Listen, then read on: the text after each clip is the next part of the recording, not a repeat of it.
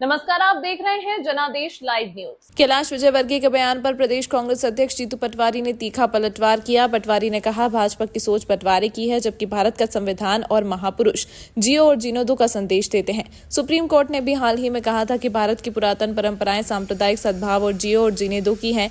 ऐसे में कैलाश विजयवर्गीय का बयान संविधान और महापुरुषों की सोच से अलग है। भाजपा सिर्फ बंटवारे की राजनीति करती है। नामांकन दाखिल करने के लिए कांग्रेस के प्रत्याशी आदरणीय राजकुमार जी पटेल साहब का हम सब लोग सारे नेतागण जा रहे हैं। बुधनी की जनता से जाकर ये प्रार्थना करेंगे हम कि लगाम लगाओ, लगाम लगाओ भारतीय जनता पार्टी पे। तो गेहूं के दाम 2700 मिलेंगे। लगाम लगाओ भारतीय जनता पार्टी पे तो धान के दाम मिलेंगे। लगाम लगाओ तो बेटियों के बलात्कार में जो अराजकता मध्य प्रदेश नंबर 1 हो गया, इस पे लगाम लगेगी। लगाम लगाओ बुधनी की जनता की भारतीय जनता पार्टी का अहंकार, जो वादे किए और पूरे नहीं किए, वो चाहे 3000 बहनों की बात है, अगर चाहिए पूरे प्रदेश की बहनों का लाभ पहुंचाना है तो फिर लगाम लगाओ। लगाम लगाने का अवसर मिला है बुधनी की जनता को। शिवराज जी देश के कृषि मंत्री है और किसान का बेटा अगर 6000 रुपये दाम की बात करता है और फिर भी वो सुनते नहीं है, इसका मतलब उनको लगाम लगेगी। अगर बुधनी की जनता चाहेगी तो पूरे मध्य प्रदेश में भारतीय जनता पार्टी की जो सोच है, जो विचार है, जो अहंकार है, वो एक तरह से लाइन पे आएगा।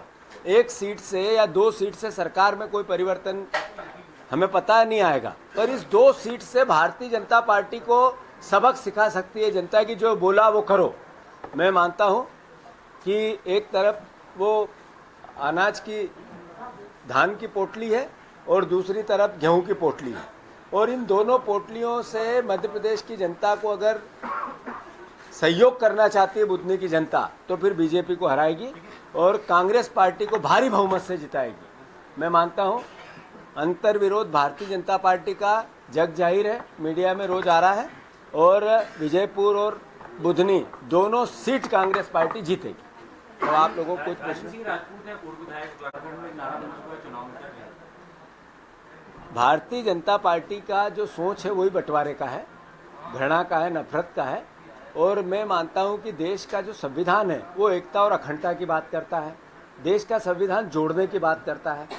भारत की प्राचीन सभ्यता और परंपराएं भी जोड़ने की बात करती है। भगवान राम, कृष्ण, पैगंबर, गुरु नानक देव, महावीर, बुद्ध और एक एक महापुरुष, वो चाहे अंबेडकर हो, उन्होंने सबने जोड़ने की बात की है, इकट्ठे रहने की बात, एकजुट रहने की बात की है। राहुल गांधी जी ने 4000 किलोमीटर पैदल चलकर संविधान हाथ में लिया और प्रेम, प्यार, मोहब्बत, भाईचारा, एकता, अखंडता, इस देश के मौलिक अधिकारों की रक्षा, जियो और जीने दो, सुप्रीम कोर्ट ने कहा है। कल ही कहा है चंद्रचूड़ जी ने कि देश की प्राचीन जो इतिहास है वो जियो और जीने दो वाला है।